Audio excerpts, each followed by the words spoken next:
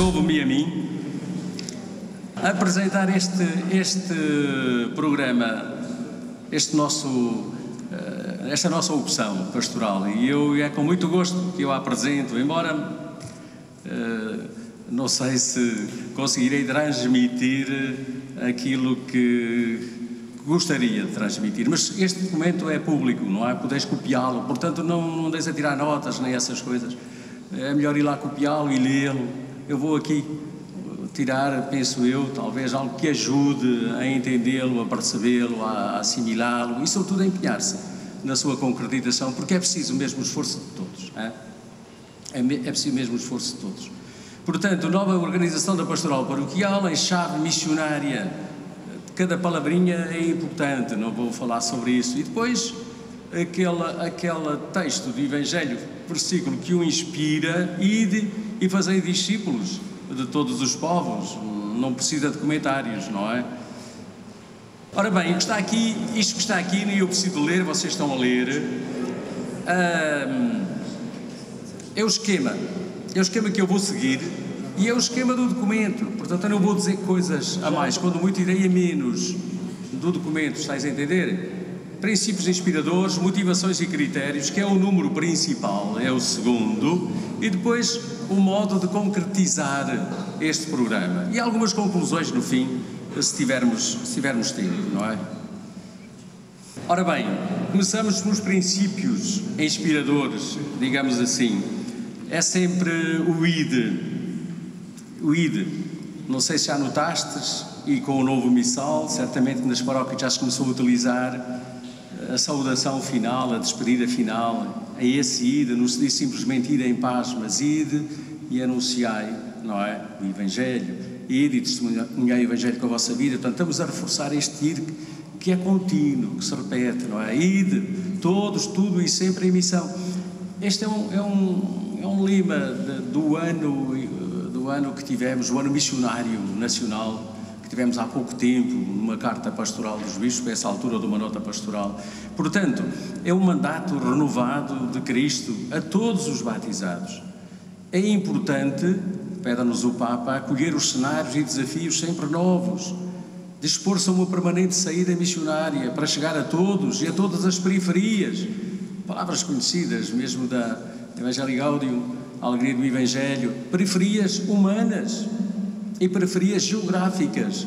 Quando falamos em periferias, temos de ter em conta os últimos, os marginalizados, aqueles sozinhos por aí fora, não é? É neste sentido. O ide não tem limites, quer do ponto de vista humano, quer do ponto de vista geográfico. Escutar o grito profético do Papa Francisco, conversão pastoral e conversão missionária. O que é que isto quer dizer? Ele diz mesmo, não podemos continuar a fazer como sempre fizemos, com as mesmas estruturas, do mesmo modo, da mesma maneira, alterando-se tudo à nossa volta. Portanto, conversão pastoral e conversão missionária, conversão pessoal e eclesial, sem nos convertermos a nós, em primeiro lugar, sem nos convertermos nós próprios. Não podemos andar a procurar conversões pastorais, mudança de estruturas. Às vezes iludimos-nos um pouco, pensando que mudando o modo como fazemos, se nós nos convertermos, aquilo não dá, fica estéril, não é fecundo, não é um anúncio fecundo, embora a fecundidade depende do Espírito, mas o Espírito também precisa de nós, e por isso devemos pedir ao Senhor que nos converta a nós em primeiro lugar, não é? Conversão pessoal e eclesial. Depois, motivações e critérios. Este é o elemento central deste documento. São 6 motivações que são apresentadas, que nos são apresentadas. Vamos passar rapidamente cada uma delas, a responder a mudanças profundas na diocese. Mas claro, nestes anos a população, nós verificamos, basta ver até como as populações mudam a nível das faixas etárias, por exemplo, presença ou ausência de crianças, de jovens, dos idosos, o interior algarvio que fica desertificado, a mobilidade que caracteriza tanto a nossa diocese, o Algarve, pronto, a nossa igreja diocesana, este sentido de pertença que é muito difícil de ser assumido pelos batizados, pois são batizados, mas não sentem não se sentem obrigados nem motivados para participar na Eucaristia da comunidade, na Eucaristia dominical, com a regularidade que se exige, não é? A nível pastoral, párocos com mais paróquias, que a resposta pastoral não pode ser a mesma, como nós sabemos. Portanto, são estas mudanças profundas na Diocese. Privilegiar a corresponsabilidade dos leigos, diz a segunda motivação. A corresponsabilidade dos leigos, alargar o ministério dos diáconos, desfrutar, podermos enriquecer-nos com o carisma dos consagrados e das consagradas. Mais ainda do que temos, pois, privilegiado a corresponsabilidade dos leigos, alargar o ministério dos diáconos e desfrutar a riqueza carismática dos consagrados da nossa Igreja Diocesana.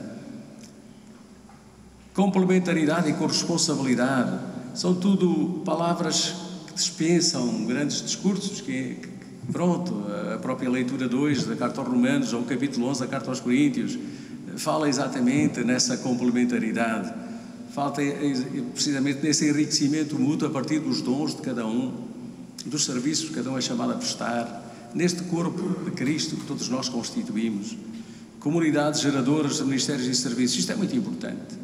São as próprias comunidades que têm na própria comunidade, dos seus membros, de gerar ministérios, gerar serviços, de acordo com as necessidades, e mais ainda, quando eles abundam, pensar nas paróquias vizinhas, onde não há essa possibilidade.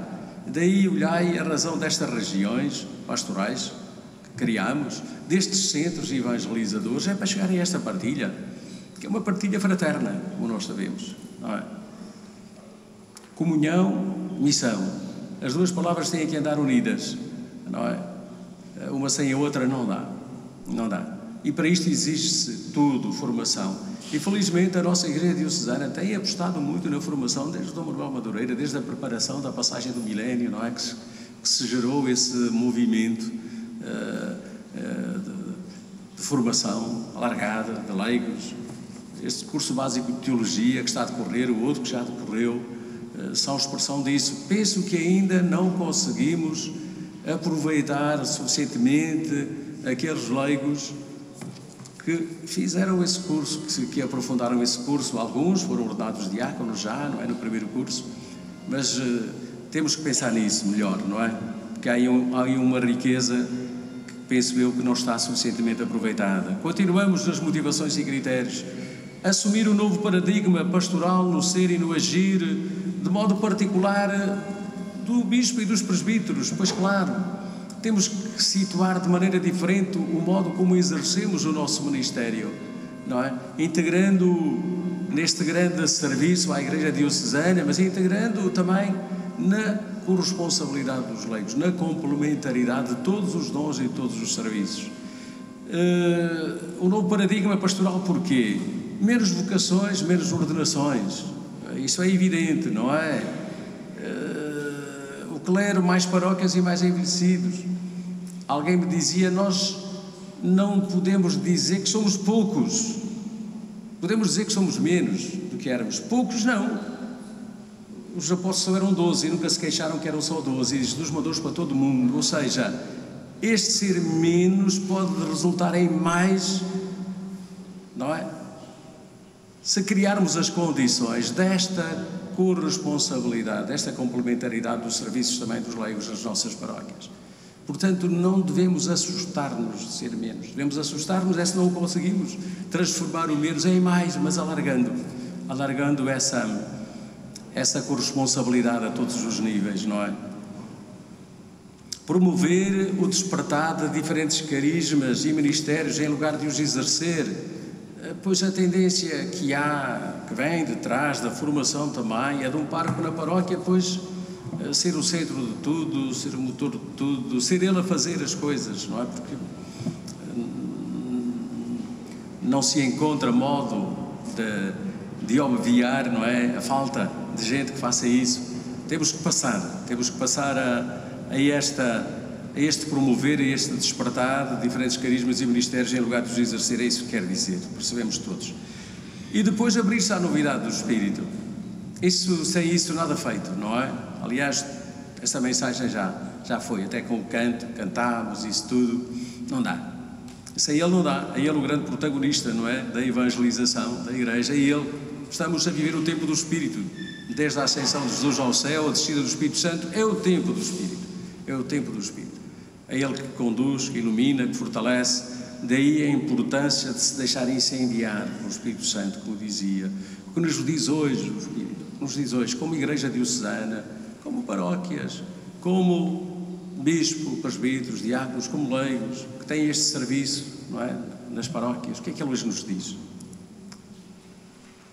Cultivar uma vida com sabor a Evangelho e uma fraternidade aberta a todos, diz-se nesse documento, são expressões do Papa Francisco, nós sabemos. Olhai, começa tudo por nós, começa tudo por cada um de nós. Não pensemos que isto que transfaz de nós funcionários disto está aqui, não. Começa por nós, não é? Sem esse sabor, sem essa abertura do coração e da vida a tudo e a todos, não conseguimos nada. Mais uma motivação: evangelizar e atrair para Cristo. É sempre isso, não é? Quase podíamos dizer que evangelizar é atrair para Cristo. É esse encontro com Cristo. Sem isso, nada feito. Se não é esse encontro pessoal, nada feito, não é? Esta também é uma das grandes dificuldades na catequese, não é?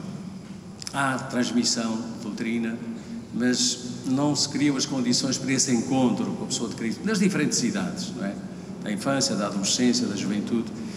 Do agir pastoral de manutenção ao agir evangelizador e integrador de todas as realidades eclesiais, base do crescimento e da maturidade das comunidades cristãs.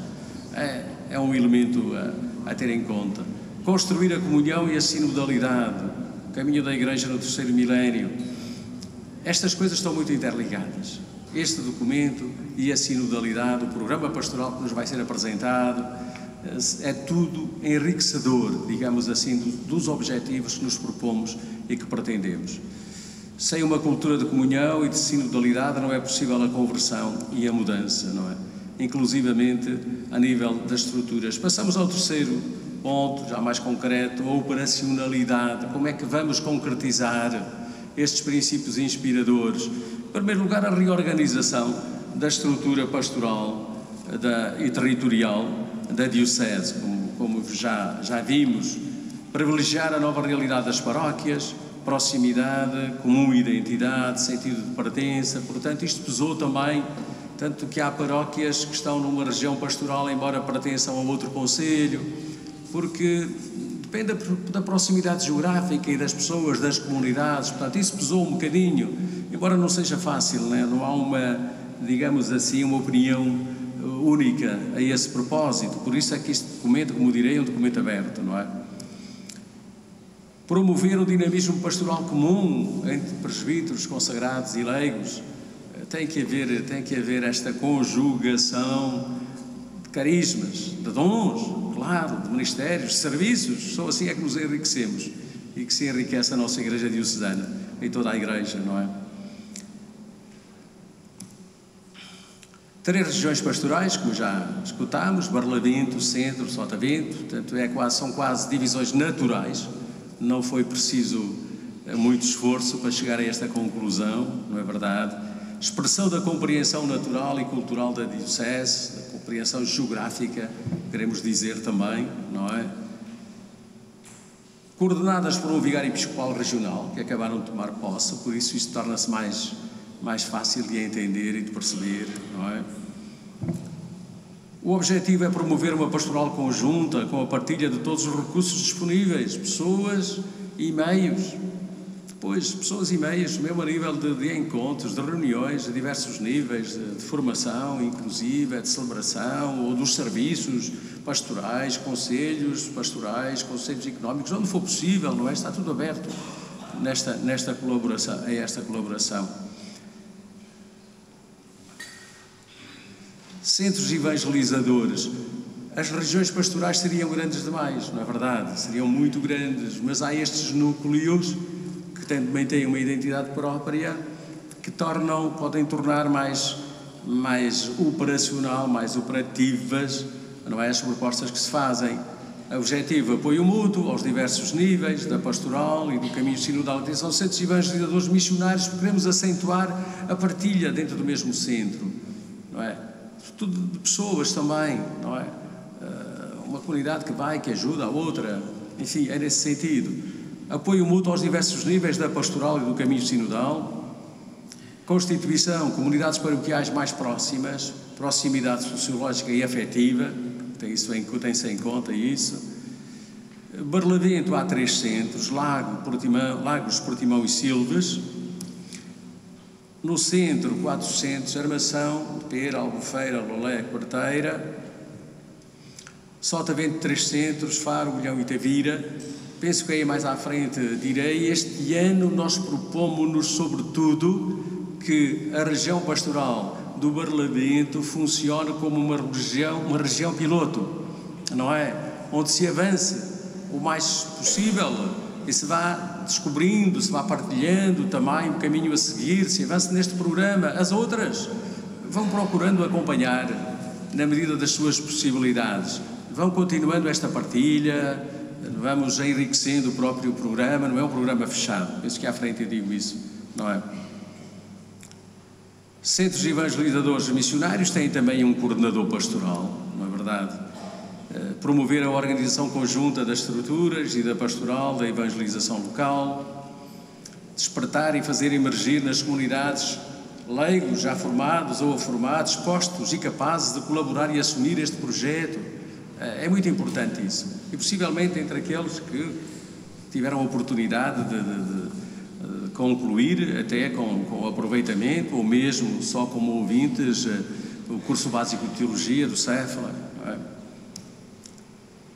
Cultivar a disponibilidade e a disposição interior e exterior para a partilha mútua e o serviço às diferentes comunidades. Esta predisposição interior é fundamental e é essencial para todos, não é? Sem isso será sempre algo que nos é imposto, é proposto, mas a gente aceita, veio como imposto e não há um assumir. Tem que haver essa predisposição interior para assumir verdadeiramente algo que nós abraçamos como um projeto pessoal, como um projeto nosso, não é? E que conseguimos integrar dentro das responsabilidades familiares, profissionais, a outros níveis também, porque isso é importante. E é preciso sempre escutar e perscrutar a voz do Espírito, não é? Tem que estar sempre presente, senão caminhamos às cegas, não é? E depois quem se mete em atalhos mete-se em trabalhos, não é verdade? A gênese deste documento, que muitos interrogam como é que surgiu este documento. Este documento surgiu a partir do Conselho Presbiteral, como vós sabeis, que nomeou uma comissão com o objetivo de estudar esta situação toda da Diocese e tendo em conta aquilo que o Papa Francisco, este grito profético, aquilo que ele nos pede, que nos impõe mesmo, não é só propor, não é? Chegar a algo que pode ser orientador, dar uma nova orientação à nossa Igreja Diocesana. Análise da realidade diocesana, apelos do Papa Francisco, urgência do anúncio do Evangelho, tudo isto conjugado, não é verdade? Reflexão, partilha, proposta, a nova organização da pastoral paroquial em chave missionária, este documento. É evidente que esta reflexão e esta partilha podia ter sido mais alargada, mas tivemos as dificuldades, como vós ainda sabeis, neste último ano do Covid, não é? Mas este documento esteve nas vigararias, esteve também no Conselho Pastoral, em Lolé, não é verdade? E foi muito oportuno este documento, foi muito oportuna a reflexão que aí se fez, as chegas que se deram, o modo como os membros do Conselho Pastoral acolheram este documento e até o estímulo que deram para ele prosseguir, para não desanimarmos, nem o adiarmos, nem adiarmos a sua concretização, a sua execução. Neste documento diz-se logo no início que a sua aplicação é progressiva, temos que ser assim, não é? Progressiva, sujeita à realidade de cada paróquia, de cada centro evangelizador, de cada região pastoral. Portanto, é um documento que ainda está aberto a ser partilhado, a receber as chegas de todos, dos encontros que houver, naturalmente, a nível diocesano, mas também a nível das regiões, a nível dos centros evangelizadores, das próprias paróquias. Devemos sentir-nos todos ainda, de certa maneira, autores deste documento, porque é um documento aberto, não está fechado. Bem, outros aspectos podia dizer, pois são coisas que nós já sabemos. O ritmo da vida humana atual prescinde de campanários, relógios das igrejas. Ou seja, hoje a sociedade já não funciona ao ritmo dos campanários das igrejas, não é?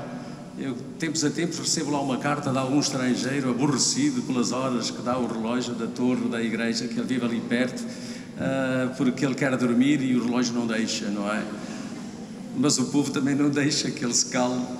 Cala-se conforme a lei, das 10 ou 9 da noite às 7 ou 8 da manhã, mas pronto. Mas hoje a sociedade já não funciona a este ritmo, tem outros ritmos, não é? O pluralismo cultural e religioso, o individualismo, o relativismo, são chavões, a indiferença. Pode não ser suficiente reformar estruturas, impõe-se a conversão pessoal. A mim impressiona-me sempre essa sucessão expressiva de verbos que Jesus diz àquele que foi ter com ele: o que é que eu devo fazer para ter como herança a vida eterna? Uma sucessão de verbos: vai, vende, distribui, vem, segue-me. Ainda falta outro que dirá no fim: ide e anunciai o Evangelho. Ou seja, é preciso um coração desprendido, mesmo dentro da opção que temos, a opção de vida, a opção familiar, a opção vocacional que temos, um coração desprendido e liberto para acolher a pessoa de Cristo, não é? Para se deixar conduzir pelo Espírito. Sem esta predisposição, que já disse atrás, não basta a mudança, a reforma de estruturas. É preciso reformar-nos a nós mesmos, ser testemunhas de Cristo ressuscitado. É isso que é essencial e que é fundamental, não é? A missão renova a Igreja, revigora a sua fé e a sua identidade, dá-lhe novo entusiasmo e novas motivações. A fé fortalece dando-a. Quantos catequistas já me disseram isso, não é? Eu sou o mais beneficiado com a catequese. Aprendi tanta coisa, sobretudo a entender coisas que não entendia. A fé cresce, fortalece, dando-a, partilhando-a, distribuindo-a, não é? É assim que a Igreja revigora a sua fé, realizando a missão. A metodologia é de sempre, partir de Cristo, com Cristo como Cristo, por mais voltas que nós demos, tem que estar sempre no centro, não há hipótese, não é? No princípio, no meio e no fim. Igrejas locais são o sujeito primeiro da missão, ou seja, a Igreja realiza nas nossas comunidades paroquiais, através de nós, das dioceses, naturalmente, como igreja local, mas em cada paróquia, em cada comunidade, não é? Não há missão eficaz sem comunhão. Não é possível delegar, não há delegações na realização da missão batismal. Ninguém pode delegar no outro aquilo que é um dever próprio e pessoal e intransmissível. É urgente que a igreja local se organize numa vasta rede de ministérios em verdadeira comunhão, uma vez que a comunhão e a missão estão profundamente ligadas entre si. A comunhão é missionária e a missão é para a comunhão. Olha, isto é da Christi Fidelis Laicis, parece que é um documento do Papa Francisco. Christi Fidelis Laicis já dá tanto tempo, esta vasta rede, não é, de ministérios em verdadeira comunhão. Que bom que seria que esta proposta que nós fazemos para a Diocese nos ajudasse a criar essa rede, não é, vasta de ministérios. Leigos, contributo indispensável e insubstituível no coração do mundo. Estou já a concluir. Nada se consegue sem esta corresponsabilidade dos leigos. Olhai, é esta vossa corresponsabilidade que faz de nós ministério ordenado, que é um ministério ordenado para o serviço. Passamos de poucos a muitos, ou pelo menos a suficientes, não é? E isso é muito importante, e por isso fica aqui um apelo muito grande, vós que já vos dais e dais tanto às vossas comunidades e à Diocese, é importante desenvolver isso. Isso que está aí, estou a repeti-lo novamente, mas já vem lá atrás: privilegiar a corresponsabilidade batismal dos leigos, o ministério dos diáconos, o carisma dos consagrados. A comunhão eclesial configura-se sempre como uma comunhão orgânica, caracteriza-se pela presença da diversidade, da complementaridade das vocações, dons do Espírito para o serviço do único corpo do qual Cristo é a cabeça. Isto é que é o importante. O que nos distingue na Igreja, olhai, não é, já vou repetindo isto porque alguns ficam muito admirados a olhar para mim, não é o facto de eu ser bispo, ou não é o facto de sermos padres ou diáconos que temos mais dignidade diante de Deus do que aqueles que são batizados. A dignidade é única, só vem do batismo, vem de sermos filhos de Deus. Tudo o resto é ordenados para servir, para o serviço, é um ministério ao serviço da comunidade, não é? Revemo-nos todos no batismo e no crisma. E é nestes dois sacramentos, alimentados sempre pela Eucaristia, que reside, não é, aquilo que somos, em dignidade diante de Deus. E aquilo que somos chamados a ser e a realizar também, acolhendo o ide e anunciai e o Evangelho.